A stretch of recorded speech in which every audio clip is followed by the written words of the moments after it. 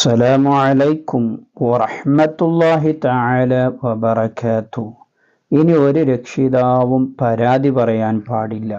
എൻ്റെ കുഞ്ഞിനിക്ക് പഠിച്ചതൊന്നും മനസ്സിലാകുന്നില്ല, ഓർമ്മയിൽ നിൽക്കുന്നില്ല, മറന്നു പോവുകയാണ് എന്നുള്ള പരാതി ഒരു രക്ഷിതാവും പറയാൻ പാടില്ല. കുഞ്ഞുങ്ങൾക്ക് ഓർമ്മശക്തി വർദ്ധിക്കാനും മനഃപ്പാഠശക്തി വർദ്ധിക്കാനും അതുപോലെ തന്നെ പഠിച്ചത് മറന്നു പോകാതിരിക്കാനും ഉപകരിക്കുന്ന ഒരു ചെറിയ ആയത്ത്, ആ ആയത്തിനെ നമ്മുടെ കുഞ്ഞുങ്ങൾ മനഃപ്പാഠമാക്കിയിട്ട് 11 തവണ അവർ ഓതാൻ തയ്യാറാണോ എങ്കിൽ അവർക്ക് നല്ല ബുദ്ധിശക്തിയും ഓർമ്മശക്തിയും പഠിച്ചത് അവർ ഒരിക്കലും മറന്നു പോവുകയില്ല. ഇതിനൊക്കെ ഉപകാരപ്പെടുന്നൊരായത്ത്, ആ ആയത്തിനെയാണ് ഇന്ന് നിങ്ങൾക്ക് പറഞ്ഞു തരുന്നത്. നമ്മുടെ കുഞ്ഞുങ്ങൾക്ക് നിങ്ങളത് പഠിപ്പിച്ചു കൊടുക്കുക, അവരെ കൊണ്ട് മനഃപ്പാഠമാക്കിക്കുക. അവരെ കൊണ്ട് നിത്യവും നിങ്ങൾ ഈ ആയത്തിനെ ഓതിപ്പിക്കുക. ഇനി ചെറിയ കുഞ്ഞുങ്ങളാണെങ്കിൽ 1-ാം ക്ലാസ്സിലൊക്കെ പഠിക്കുന്ന, അതല്ലെങ്കിൽ LKG UKGയിലൊക്കെ പഠിക്കുന്ന കുഞ്ഞുങ്ങൾക്ക് ഈ ആയത്ത് പഠിക്കാൻ ചിലപ്പോൾ പ്രയാസമുണ്ടെങ്കിൽ പ്രിയപ്പെട്ട രക്ഷിതാക്കൾ ഇതിനെ 11 തവണ ചൊല്ലിയിട്ട് ഒരു ഗ്ലാസ് വെള്ളമെടുത്ത് അതിലേക്ക് മന്ത്രിച്ച് നിങ്ങൾ അവർക്ക് കൊടുക്കുകയാണെങ്കിൽ ആ കുഞ്ഞുങ്ങൾക്കും നല്ല ഓർമ്മശക്തിയും ബുദ്ധിശക്തിയും മനഃപ്പാഠശക്തിയും ഒക്കെ വർദ്ധിക്കും. അല്ലാഹു തആല ഈ ആയത്തിനെ പഠിച്ച് നമ്മുടെ ജീവിതത്തിൽ പകർത്താൻ തൗഫീക്ക് നൽകുമാറാകട്ടെ. അപ്പോൾ ആയത്ത് പറയാം.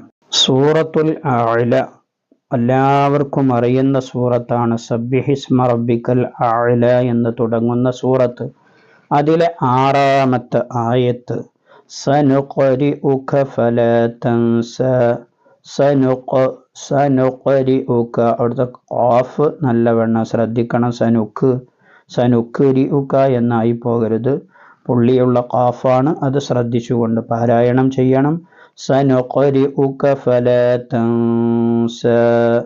ഈ ആയത്തിനെ എല്ലാ നിസ്കാര ശേഷവും 11 തവണ കുഞ്ഞുങ്ങൾ ഓതുകയാണെങ്കിൽ അതാണ് ഏറ്റവും ഖൈർ. ഇനി എല്ലാ നിസ്കാര ശേഷവും ഓതാൻ പ്രയാസമാണെങ്കിൽ ഒരു ദിവസം ഒരു നേരമെങ്കിലും 11 തവണ നിർബന്ധമായും നമ്മുടെ കുഞ്ഞുങ്ങളെ കൊണ്ട് ഓതിപ്പിക്കണം.